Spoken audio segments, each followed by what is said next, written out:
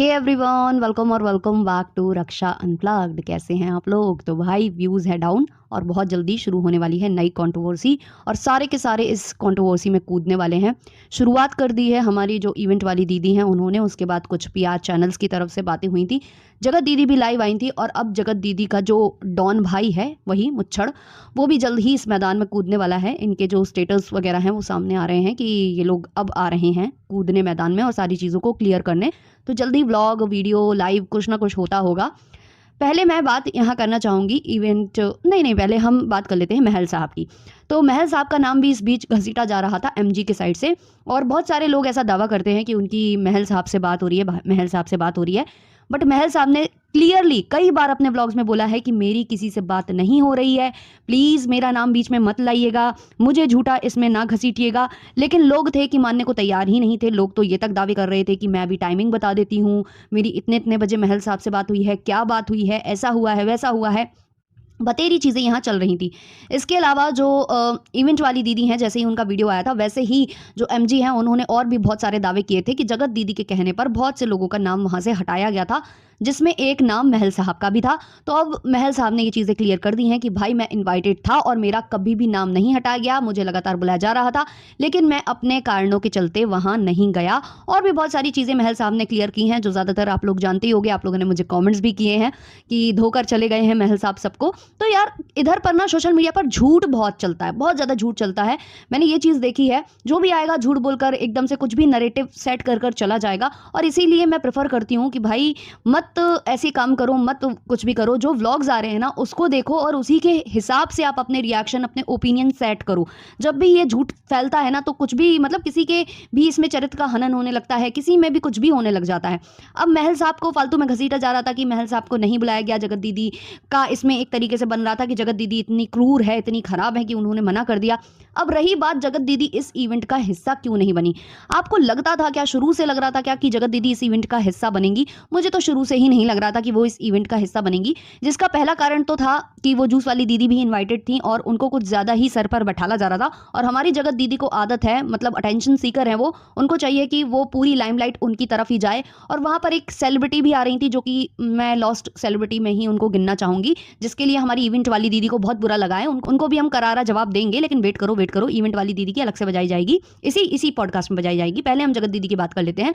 तो जगत दीदी को लेकर आपको मालूम ही होगा कि पिछली बार भी वो इनवाइटेड थी और उनको बुलाया जा रहा था, लेकिन सोशल मीडिया पर एक अलग ही नैरेटिव सेट हुआ पड़ा था। उस टाइम पर जगत दीदी की इमेज बिल्कुल भी अच्छी नहीं थी और कहा जा रहा था कि जब इवेंट वाली पर प्रेशर बनाया गया तो उन्होंने जगत दीदी को उस इवेंट से बाहर का रास्ता दिखा दिया था। जबकि मतलब वहां पर कवर अप ऐसे कर दिया गया था कि जगत दीदी को कहीं और जाना है, जगत दीदी को जहां पैसे मिल रहे हैं, इनवाइट जहां से आया है वहां उन्हें पैसे मिल रहे हैं और यहाँ उन्हें फ्री में बुलाया जा रहा है।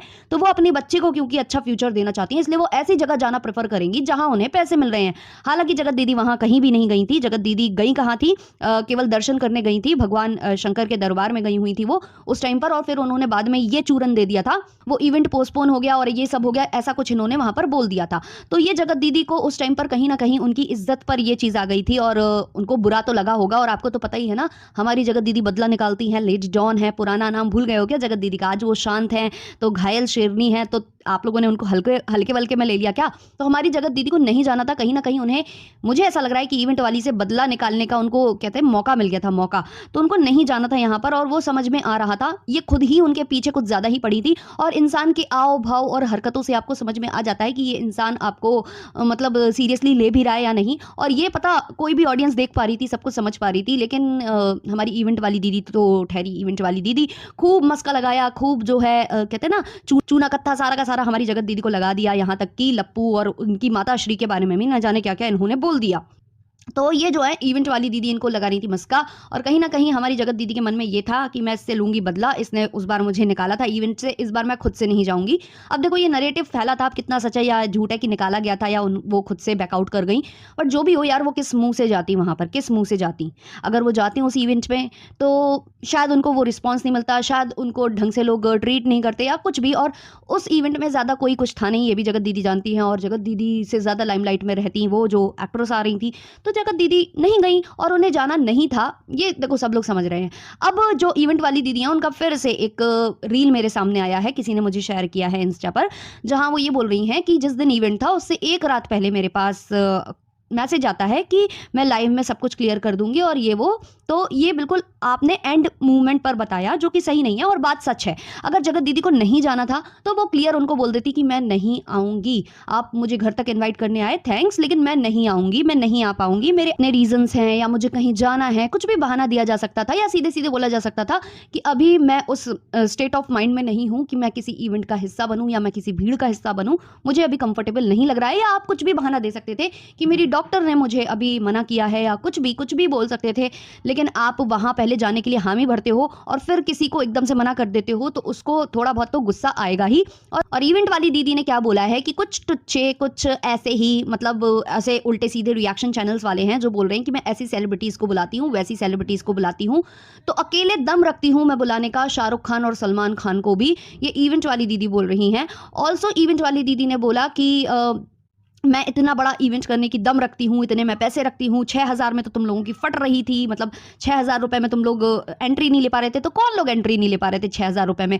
ऐसे वाहियात इवेंट्स का हिस्सा बनना किसको है? और इसीलिए तो आपका इवेंट फेल हो गया ना मैडम। और अगर आप शाहरुख खान, सलमान खान को बुलाने की ताकत रखती हो, आपसे एक जगत दीदी तो बुलाई नहीं गई, एक जगत दीदी ने तो आपके इवेंट पर थूक दिया, तो आप क्या ऐसे बोल रही हो कि इतनी हिम्मत रखती हूँ शाहरुख खान, सलमान खान? अगर आप शाहरुख खान, सलमान खान को बुलाने की हिम्मत रखती हो तो आपको उनको बुलाना चाहिए था, उनके नाम पर टिकट्स बेचने चाहिए थे। और ये जो 6,000 रुपए और जो भी आप बोलती हो कि दम रखती हूं, तो आप अपनी जेब से तो लगाते नहीं हो। ये जो भी टिकट्स बिकते हैं वो आपके जेब में जाते हैं पैसे, उनसे फिर आप ये सारा जो कहते हैं ना वो बिजनेस टाइप का है ये जो आपका, और आपको जो चेहरा चमकाना है वो इन्हीं के थ्रू चलता है ना। इवेंट कैसे वर्क करते हैं, कैसे नहीं वर्क करते हैं, आपको बताने की जरूरत नहीं है, सब जानते हैं। जरूरी नहीं है कि हम ऐसे इवेंट्स का हिस्सा नहीं बने तो हम किसी दूसरे प्रकार के इवेंट्स का हिस्सा नहीं बने। बहुत तरह के इवेंट्स होते हैं, बहुत सारे ये जो सेलिब्रिटीज जो आप बुलाते हो ना, इस तरीके के सेलिब्रिटीज आजकल हर जगह पहुंच रहे हैं, चाहे वो मेकअप आर्टिस्ट हो, चाहे हेयर स्टाइलिंग वाले आर्टिस्ट हो, सारे जो सेमिनार्स होते हैं उस तक में इन सेलिब्रिटीज को इनवाइट किया जाता है। और कैसे ये वर्क करता है ना, सारे के सारे जानते हैं, सारे के सारे, तो बताने की जरूरत नहीं है।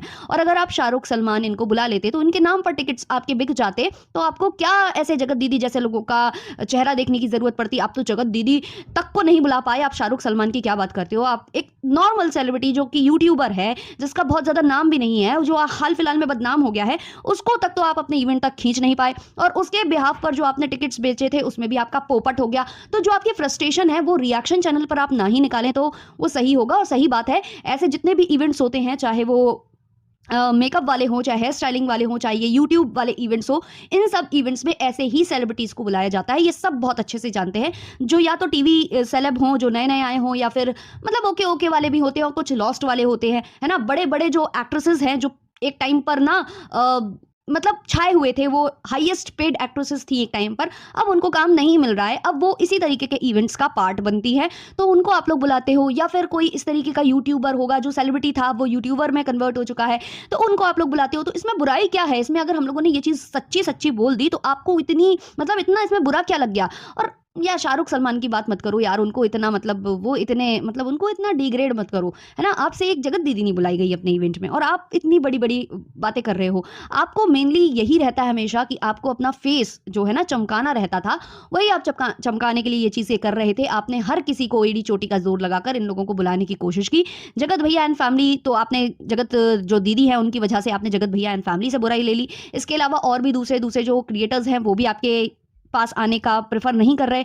सबको पता है कि मतलब क्या होता है और क्या नहीं होता है, ये केवल एक इंजॉयमेंट के लिए होते हैं कि बस आओ इंजॉय करो और जाओ, इसीलिए होते हैं। और जो आप अवार्ड और ये जो भी जिसकी भी बात कर रहे हो आप लोग, सब चीज़ों के आप कहीं ना कहीं पैसे लेते हो। जो अगर आप वीआईपीज से नहीं लेते हो, वीआईपीज को ऐसे ही इन्वाइट करते हो, आप उनको रुकवाते हो, होटल में खाना पीना सब कुछ देते हो, तो उसका जो पैसा है वो कहीं ना कहीं उन टिकट से आता है जो आपके टिकट्स खरीद कर नॉर्मल जो ऑडियंस आती है इन यूट्यूबर्स या इन सेलिब्रिटीज से मिलने।